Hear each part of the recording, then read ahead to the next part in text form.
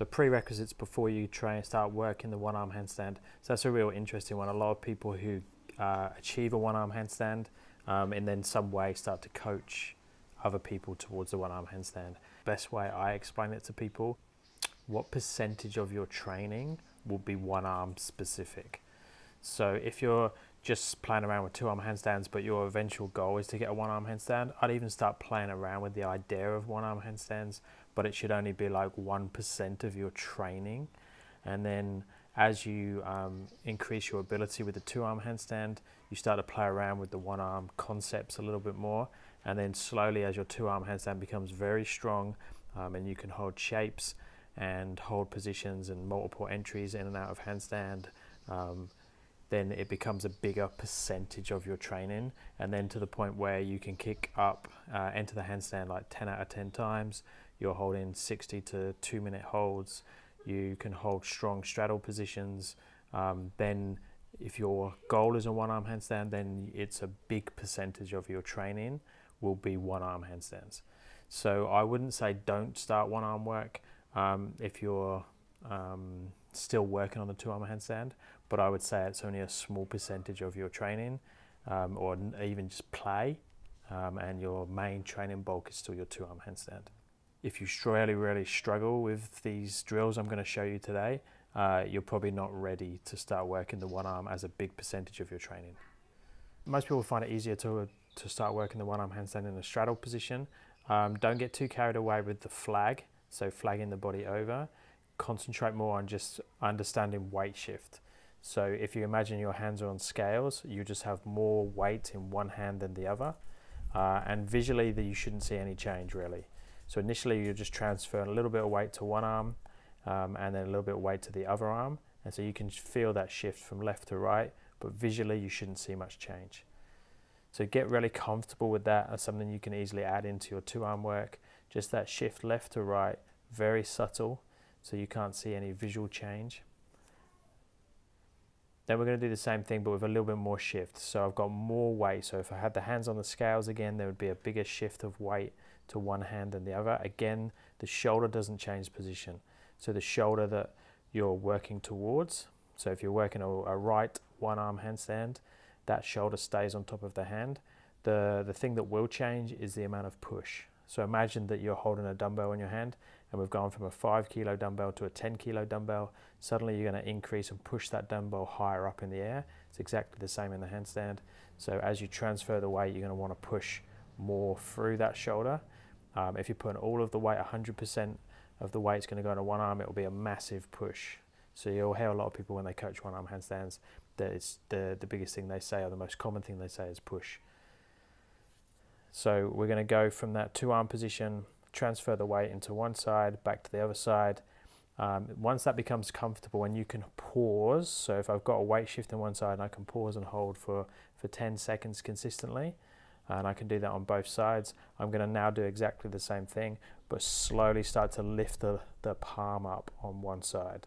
So I'm going to keep on 5 fingers, but I'm going to slowly lift the palm up a little bit, come back down, and then transfer and try and do it on the other side. Again, get comfortable with that. Then turn that into holds when you're going to start the fingertip holds. So we're going to go up into fingertips, 5 fingers, palms off the floor, shoulders still on top of that hand, and then come back down again. Ideally transfer over to the other side, do the same on the other side. Once you can comfortably do 10 seconds on each side, then we'll just reduce a finger. Now going from 5 fingers to 4 fingers is a big jump because you're moving the thumb away. Now if you look at the thumb, it's around the back when you're up onto the fingertips. So that's taken away the weight out of the back of the hand, which makes a big change. So that 5 to 4 fingers is a big jump. It's definitely not as big from 4 to 3. And again, trying to keep that shoulder in position. 10-second holds on each side, and then do the same thing again, 3 fingers, 2 fingers, 1 finger. Okay, you have a choice to make when you start going up onto fingertips. At some point, you're going to start to affect the shoulder, the working shoulder. So if I'm doing a right arm, one arm, and I'm going on to fingertips, my right shoulder should stay directly on top of my hand. Now, if I start to go on fingertips on the left hand, the palm's raised up, which means the left shoulder would raise up as well. So to stop that from raising up, I can bend the elbow, and that's what I'm showing here. So you have the left elbow's bending to compensate for the palm being higher. The other option is to take the hand away from the body. So now I wouldn't normally do this. I personally don't do this unless I'm on 2 or 1 finger, and sometimes I don't do it at all. So it's definitely something that it's a bit easier to do once you get to the 2, 1 finger point. So watch how the hand comes away from the body. This allows the left arm still to be straight, but it not to affect the height of the shoulders. Because we want to have the left and right shoulder height to be exactly the same. If we don't bend the elbow or take the arm out, that left shoulder is going to raise up compared to the right shoulder, and it's going to put a lot of pressure on the right shoulder to move away from being on top of the hand.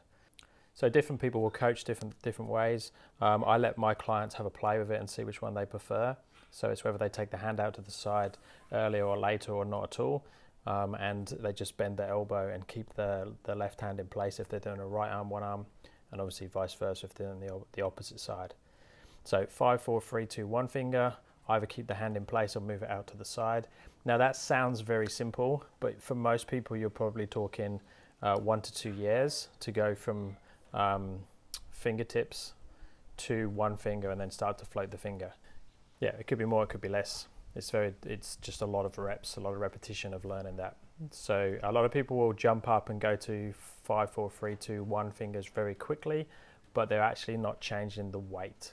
So you can go from 4 fingers to 1 finger, but have the same amount of weight in those 4 fingers in the 1 finger. So it just means you're going to get a really strong finger. So that was a bit more of an insight into one arm handstand training, not so much of a tutorial. But if you're on that verge of starting to play with the one arm handstands, or it's a big goal of yours, that's something you can just have a play with those exercises and see how you go. I'd recommend, if you are at the stage where you seriously want to hit the one arm handstand and you are very strong in the 2 arm handstand, then get yourself a coach. Get someone to check you face to face ideally, or an online coach. It's something that I offer. Message me below if you want to do that, or find someone locally, or there's some great handstand coaches available online. Any comments, stick them below. Any questions, stick them below, or message me direct.